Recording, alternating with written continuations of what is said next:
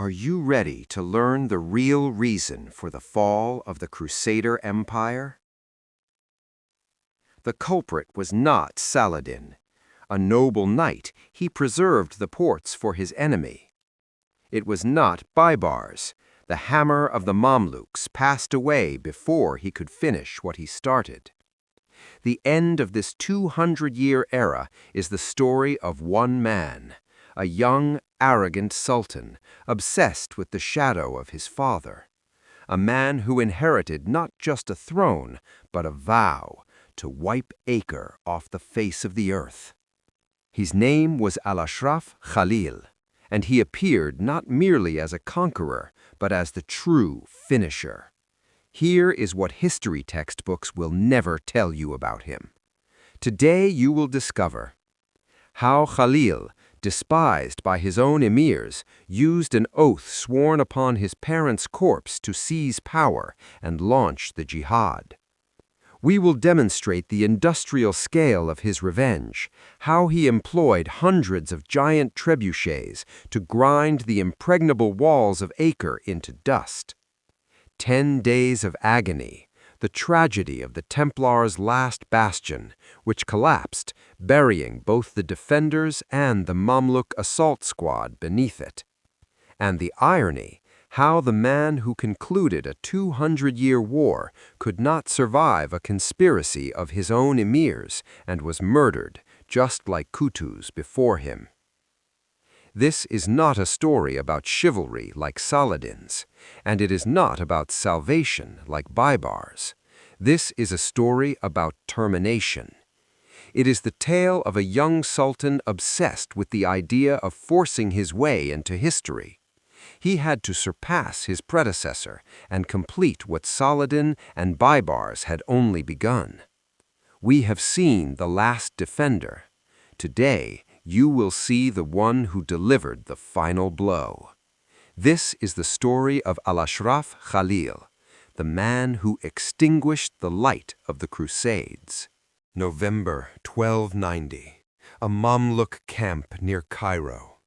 The greatest army assembled since the time of Baibars is ready for the march. Their target is Acre, and their mission is revenge for the massacre of Muslim merchants committed by drunken Italians. At the head of this army stands the powerful Sultan Qalawun. But at this very moment, on the threshold of triumph, the ruler suddenly dies. The army freezes. The emirs are in confusion. Is the campaign cancelled? Into the tent walks his 30-year-old son, Al-Ashraf Khalil, and he knows that he is despised. The heir was never a favorite. His father had tried to groom another son for the throne. The emirs consider Khalil cruel, arrogant, and impulsive. They do not want to submit to him. The young leader realizes if he disbands the army now, power will slip away forever. He approaches the body of his dead father, and right before the eyes of all the emirs, he places his hand on him, swearing an oath. He vows that he will not enter his own tomb until he fulfills the late ruler's dream, until he wipes Acre off the face of the earth. It was a brilliant political move. He turned a struggle for power into a holy jihad.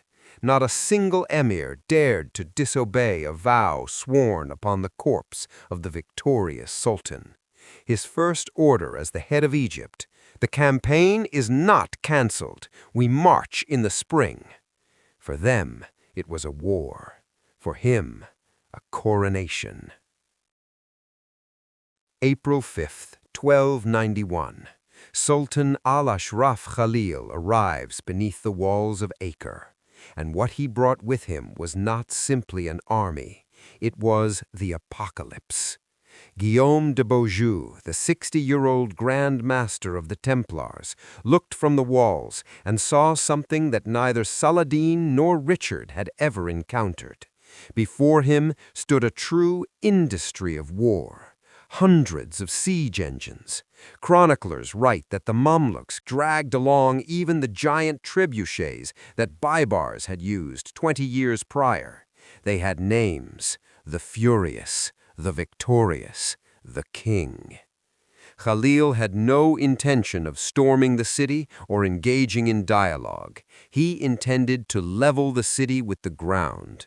Distributing his elite regiments opposite the Templars and Hospitallers and the troops from Damascus against the Franks and Cypriots, he turned the siege into a personal duel. Guillaume de Beaujeu, a pragmatist, sent envoys in desperation. Khalil, filled with pride, simply pointed them toward his camp, which stretched to the horizon. There would be no negotiations.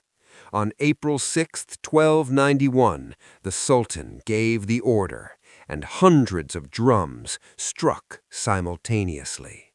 The siege of Acre is not a knightly duel. It is industrial annihilation. Al-Ashraf Khalil, unlike his father Qalawun, was not a warrior. He was an engineer of revenge. He ordered his hundreds of trebuchets to maintain a continuous, round-the-clock bombardment. The city knew not a single minute of silence.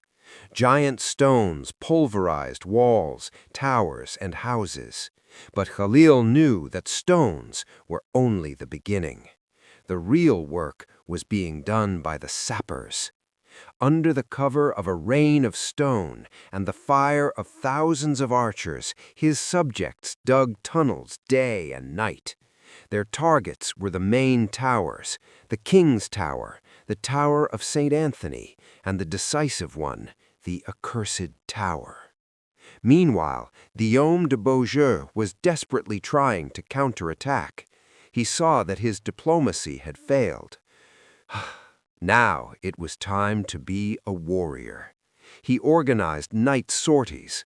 The best Knights Templar and Hospitallers slipped out of the gates under the cover of darkness, trying to break through to the siege engines and burn them. But Khalil had foreseen this, skillfully playing with his opponent. His camp was fortified like a fortress. Every sortie slammed into a wall of Mamluk cavalry. The Franks could not even get close to the trebuchets. They suffered heavy losses and returned with nothing. The commander simply waited in his tent while the sappers and artillery finished what they started. Beginning of May, a month of hell has passed. The walls of Acre have turned into ruins. The defenders are exhausted. They haven't slept for weeks. On May 4th, Khalil's sappers reported, "The mine under the Accursed Tower is complete. They packed it with combustible materials." Khalil did not rush. He gave the defenders time to see that the tower was doomed. The garrison fled from it in panic. On May 15th, the final order rang out. The props were set on fire. The giant Accursed Tower, the main bastion of Acre, collapsed, opening a gaping wound in the city's defense. The Mamluks immediately rushed into the breach, but the Templars and Hospitallers, led personally by Guillaume de Beaujeu, met them at the second inner wall. On May 16th, Khalil threw thousands of soldiers into the attack, but the Grand Master, wounded in the shoulder, repelled this assault as well. Khalil retreated, but this was not a defeat, only a regrouping. He saw that the Grand Master of the Templars was wounded, and the defenders could barely stand on their feet from fatigue. The moment for the final crushing blow was arriving. May 18, 1291. Dawn. Sultan Al-Ashraf Khalil issues the command. At his signal, 300 giant drums mounted on camels begin to beat in unison. It was a deafening, demoralizing roar that shook the earth. And under this roar, tens of thousands of Mamluks, led by the Sultan's elite Khasakia guard, hurl themselves at the ruins of the Accursed Tower and the breach at the gate of St. Anthony. In the last episode, we saw this scene through the eyes of Guillaume de Beaujeu as a tragedy. For Khalil, however, this was a triumph. He stood in his tent on the hill and watched as his elite regiments, his machine, finally broke through the defense. He watched as his soldiers flooded into the city like a deluge. Before his eyes, the fortifications that Guillaume de Beaujeu had held for 40 days fell in a single hour, the moment the master received his mortal wound. Panic erupted inside the walls. Knights and citizens fled in terror toward the harbor, trying to fight their way onto the last ships. The sea was stormy, and overloaded boats went to the bottom, taking hundreds of lives with them. The remnants of the knightly orders took up defensive positions in their citadel fortresses inside the city, preparing for a final, senseless battle. Sultan Al-Ashraf Khalil, the 30-year-old heir, had just taken Acre. So, May 18, 1291, the city has fallen. Inside Acre, a massacre. The Mamluks, drunk on victory and enraged by the siege, kill everyone in their path. Any other sultan, Saladin, or even Baibars might have stopped this, but Khalil is the finisher. He watches the city burn and realizes this is not enough. His jihad is not yet over. Inside the fallen city, the last bastion still holds, the fortress of the Templars. It stood on the seashore, impregnable. The last knights and thousands of civilians who could not escape have barricaded themselves inside. Khalil could not leave while leaving this citadel behind him. He had to finish it. He offers them an honorable surrender. The remaining Templars, seeing that their master is dead and the city has fallen, agree to Khalil's terms. They will surrender the fortress in exchange for free passage to the harbor. The Sultan gives his word and sends a detachment of his emirs to oversee the surrender. But his army, drunk on blood and plunder, no longer obeys orders. The moment the citadel gates swing open, Mamluk soldiers burst inside, trampling on the treaty. They begin seizing women and boys to drag them into slavery. The Templars, witnessing this betrayal, fly into a rage. In response to the treachery, they slam the gates shut, annihilate the Mamluk detachment, and raise their banner over the tower once more. When this was reported to Khalil, he went into a fury, not because of his killed emirs, but because of this disobedience. He ordered his sappers to dig mines beneath the Templar citadel. Another 10 days of hell. May 28th. Khalil orders the props set on fire. The tower begins to crumble, but a squad of Mamluks, thirsting for glory, rushes into the breach without waiting for the full collapse, and at that moment, the tower falls. The giant citadel of the Templars collapses inward, burying everyone beneath its rubble. The last knights, the civilians, and hundreds of Khalil's own best stormtroopers. He sacrificed his own people just so that he wouldn't leave anyone alive. Acre is dead. Khalil stood upon the smoking ruins. He had fulfilled his vow and avenged the massacre of 1290, but he was the finisher. He knew, as long as the Franks retained even a single port or castle on the coast, they would return. Just as Richard returned, just as Louis returned. He did not intend to repeat the mistake of Saladin, who left them Tyre.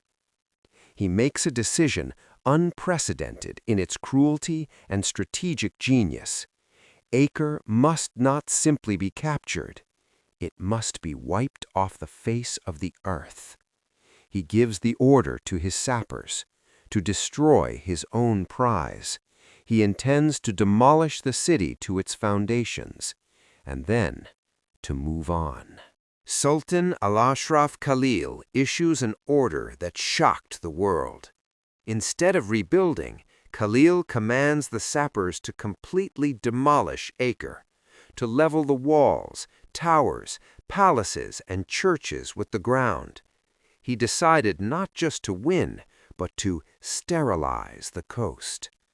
And then, without letting the army cool down, he led it north, and a domino effect, driven by pure terror, began. Next was Tyre, a mighty city that even Saladin could not take. What did the garrison do? They heard about the massacre in Acre, saw that Khalil was destroying the walls, and realized there would be no mercy. They didn't even fight. They simply boarded ships and fled to Cyprus. Khalil entered Tyre without a fight and ordered it demolished. Then Sidon. The Templar garrison locked themselves in the castle on the island. They fought, briefly. Seeing that no help was coming, they too fled. The city was taken and demolished. Then Beirut, taken and demolished. Then Haifa, taken and demolished. In 3 months, from May to August 1291, Al-Ashraf Khalil methodically, like a surgeon, excised everything, down to the last stone. The 200-year history of the Kingdom of Jerusalem was scraped off the map. August 1291, Al-Ashraf Khalil returns to Cairo. He is the greatest victor, the man who did what the great Saladin could not, and completed the work started by the Titan Baibars. He enters Cairo in a dazzling procession. Behind him they haul the gates of Acre and lead captive knights in chains. He is the finisher. He is at the absolute peak. He is the most powerful man in the world. But he is the Sultan of the Mamluk Sultanate. And in this system, built on blood and betrayal, there is only one thing more dangerous than failure: too much success. He ended the 200-year war. The jihad that united the emirs is over, and now the generals who helped him win are not looking at the enemy, they are looking at him. They see his arrogance, his cruelty, and a man who no longer needs them. And Khalil, like Baibars before him, looks at them and sees conspirators. The Great War has ended. The War of Shadows has begun. 1293. Al-Ashraf Khalil rules as a victor. The 200-year war is over.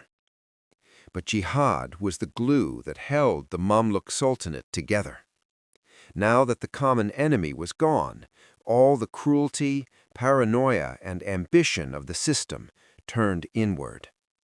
Khalil was arrogant and cruel. He did not trust the emirs who led him to victory. He began to execute and humiliate them. He executed Baidara, his chief general, the hero of the siege of Acre. He forgot the main lesson that Baibars learned the hard way. A slave who becomes sultan will always be surrounded by slaves who want to become sultan. In December 1293, Khalil went on a hunting trip in Egypt. He was at the peak of his power and confident in his invincibility. But his emirs, his own generals, conspired against him. They were tired of his arrogance and fearful for their lives. During the hunt, they surrounded him, just as Baibars had once surrounded Qutuz. The emirs he had humiliated pounced on him and killed him. Sultan Al-Ashraf Khalil, the man who defeated the last Templar, fell at the hands of his own soldiers. He ended the Crusades, but he could not break the cycle of violence that spawned him. Khalil's death was not just the death of a sultan. It became the final period, the concluding bloody flourish in a 200-year saga. Our journey has come to an end. We began with the first cycle, with Peter the Hermit and the fiery, chaotic scream of faith that, defying all logic, took Jerusalem. Entering the second cycle, the age of Saladin, we traced how Nur ad-Din, the teacher, built the machine of jihad. Before our eyes, Baldwin IV, the shield, held back this onslaught for 11 years of his tragic life. We watched as Reynaud de Chatillon, the detonator, blew everything up with his greed. Before us unfolded the clash of titans, Saladin, the knight, and Richard, the hero, a war that became legend, but decided nothing. The final act played out in the third cycle, in The Fall, where the sunset of the great ideal arrived. We witnessed how the last chance for peace, held by John of Brienne, was rejected in the name of fanaticism. We saw the purest faith of St. Louis IX shatter against the cynical, ruthless steel of Baibars, the Avenger. The tragedy of the last pragmatist, Guillaume de Beaujeu, was revealed to us, a man who desperately tried to prevent the war but was forced to die in it as a martyr. And finally, he appeared before us, Al-Ashraf Khalil, the finisher. The story that began with the fanatical faith of Peter the Hermit ended with the cold, methodical order of Khalil, whispering, "Tear it all down to the stone." What happened next? The land fought over by generations was sterilized. Khalil succeeded. The Mamluks leveled all the ports to the ground, turning the coastline into a desolate military zone so that the Franks could never return. The victors continued to rule Egypt until 200 years later they were swallowed by a new great empire, the Ottomans. Their cycle of violence, which killed Khalil and Baibars, continued to devour itself. And the Crusaders? The Hospitallers fled to Cyprus and then conquered Rhodes. The order adapted, transforming into a naval power, monk pirates who would be a nightmare for the Mediterranean for another 200 years. And the Templars? The Knights of the Temple lost everything. The fall of Acre in 1291 became their death sentence. Stripped of their purpose, they returned to France, rich, powerful, and absolutely useless. The warriors of Christ turned into international bankers. And just 16 years later, in 1307, King Philip IV of France, who owed them a fortune, would use their uselessness as a pretext. He would declare them heretics, arrest them in a single night on Friday the 13th, and burn the last Grand Master at the stake. The final act of the Crusades did not take place in Jerusalem. It played out in Paris. We have finished this saga. If you enjoyed this journey, please support us with a like and subscribe to the channel. Write in the comments, which of all the heroes in these 3 cycles impressed you the most? Thank you for being with us.